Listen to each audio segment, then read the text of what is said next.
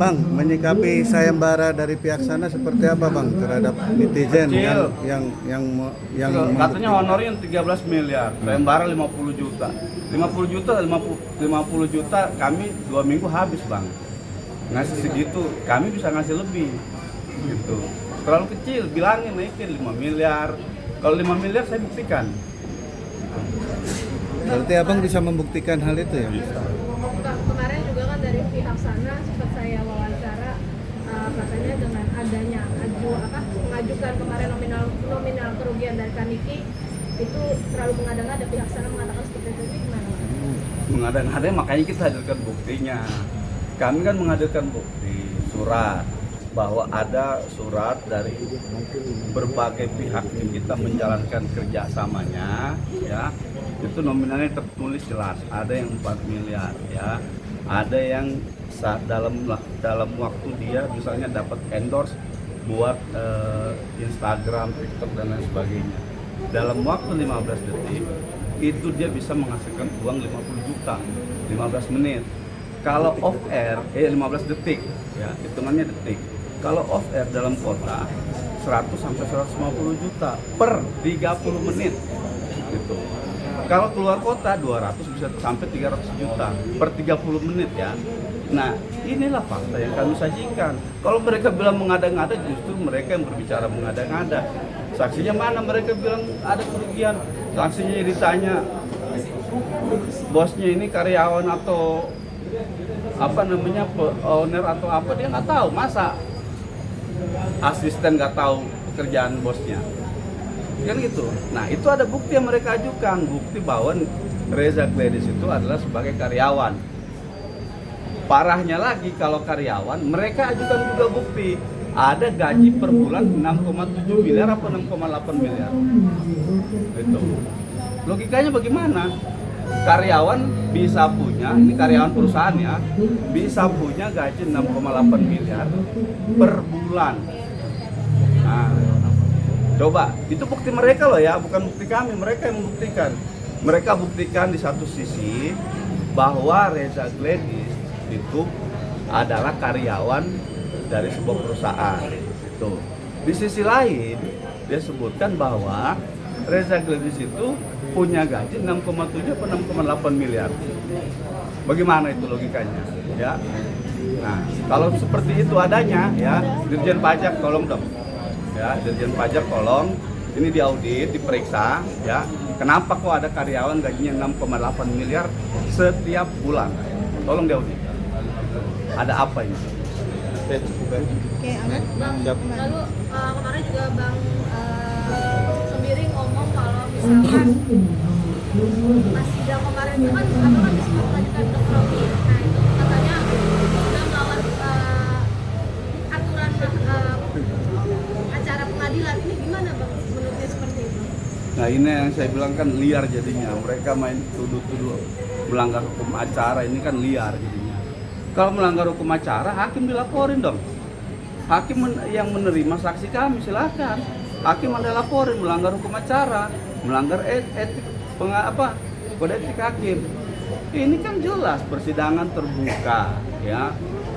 Mana bentuk pelanggaran yang disampaikan oleh pihak sebelah itu? Siapa pengacaranya Reza Gladys? Ini kan sudah terbuka untuk umum, diperlihatkan dengan banyak orang bahwa ini persidangan terbuka. Kalau mereka bilang itu adalah pelanggaran terhadap hukum acara, ya laporin, gitu. Jangan keluar-keluar di media, gitu. Jangan membentuk opini seolah-olah mereka paling benar dan paling diuntungkan, gitu. Padahal memang kita lihat, walaupun memang kita lihat mereka sering di posisi yang paling diuntungkan dalam perkara ini, gitu. Oke, Bang, kemarin juga Bang sendiri berbicara bahwa adanya kesaksian dari dokter itu ada percakapan yang berbeda dengan yang aslinya yang diberikan keterangan oleh dokter Reza Gladys. Itu seperti apa? Ya, dia menanggapi itu di luar persidangan, buat apa kita tanggepin? Ya, dia sampai kiamat juga ditanggepin di luar persidangan, buat apa? Mereka dikasih kesempatan, justru mereka yang tidak patuh sama perintah pengadilan, disuruh datang 13.30, sudah diberikan kesempatan 15 menit lagi, Ya, dipanggil di petugas ini keliling manggil sana sini, gitu nggak ada mereka. Contohnya apa? Padahal di depan situ. Artinya apa? Mereka ini udah dipanggil, mereka dengar, mereka tahu. Kenapa mereka nggak datang? Kalau mau keberatan pada saat itu datang, hadapin kami. Jangan bicara di pihak penggugat tidak ketakutan, bla bla dan seterusnya. Takut ini menghadirkan saksi. Padahal kita sendiri menghadirkan saksi, mereka yang nggak datang. Mereka tahu ada saksinya, mereka diperintahkan untuk datang jam 13.30, mereka pula yang nggak datang. Nah, pihak sana juga bilang Bang bahwa ada beberapa kesaksian yang untuk agenda pembuktian itu berbeda dengan yang diajukan itu. Ya, soal perbedaan atau tidak, saya sudah sampaikan tadi. Tanggepin di dalam sidang. Dia mau nanggepin itu sampai kiamat juga bodoh amat.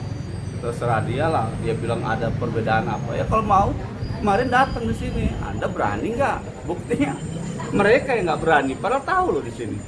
Ya, itu aja sih sebenarnya. Jangan bicara A, B, C tapi faktanya lain gitu. Kalau berani datang kemarin gitu. Alasan mereka katanya kemarin mengambil beberapa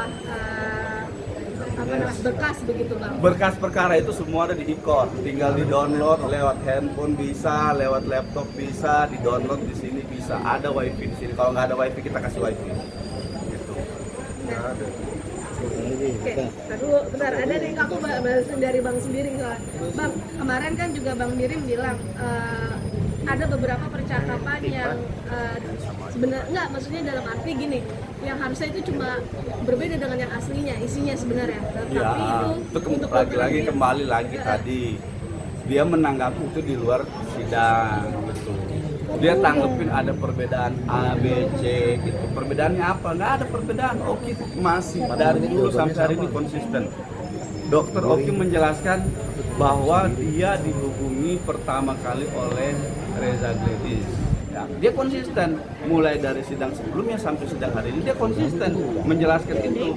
Dia disampaikan supaya bisa dibantu untuk bertemu di kita. Itu konsisten disampaikan Dokter Oki. Apanya yang berbeda?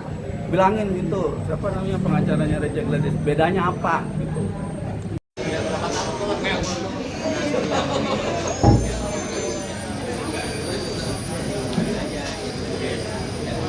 Termasuk ini dan kita kembali lagi kasih tahu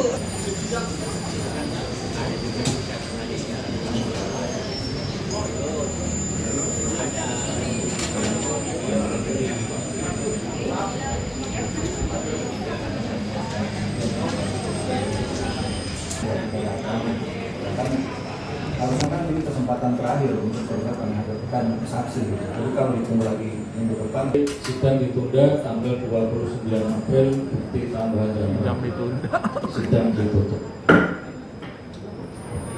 Oke.